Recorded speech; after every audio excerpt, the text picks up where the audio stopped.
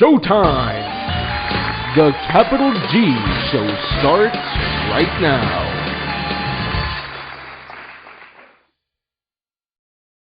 What's up, YouTube? Capital G here. So, another day, another TCG exclusive we now know of. This one is called Tour Bus to the Forbidden Realms. Okay, so I guess they're really running out of ideas now. It's a level 3 Dark Fiend Monster. You probably could have guessed that because all the tour cards are 1600 attack, 1000 defense. The effect is a flip effect. That's kind of odd. Add one Fiend Monster from your deck to your hand except a light or dark monster. Ew. Alright, so with all the great synchros that we've been getting lately, it kind of makes sense that we'd have a couple of duds in there. And this card is pretty much the definition of mediocre. First off, it's a flip effect, which is almost a dead mechanic in this day and age, but I won't hold that too much against the card. The problem with Tour Bus to the Forbidden Realms right now is it's one of those cards that's going to be largely defined by the card pool that it searches, and unfortunately right now its card pool is, well, how do you say this? Utter shit.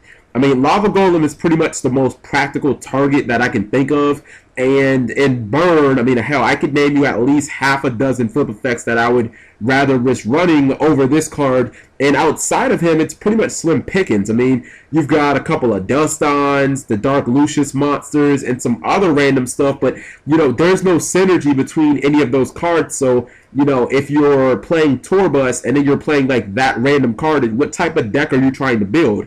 Personally, I believe that this is yet another example of a card that had most of its playability stripped away because of hefty card limitations. You know, I think that if it would have just been light and dark monsters, it actually would have been a pretty decent card because you would have been able to search whole archetypes and not just a random assortment of monsters. You know, if Tour Bus to the Forbidden Realms searched light, you would have had a tutor for the entire Fabled archetype. It would have been a slow tutor, but it still would have been a tutor nonetheless. And obviously, you know, Dark would have opened up options for Yubel, Dark World, Infernity, and even the random dark monsters that are Fiend. You would have had things like Doom Caliber Knight, Trigonia, Battlefader, Gores, like really high competitive cards.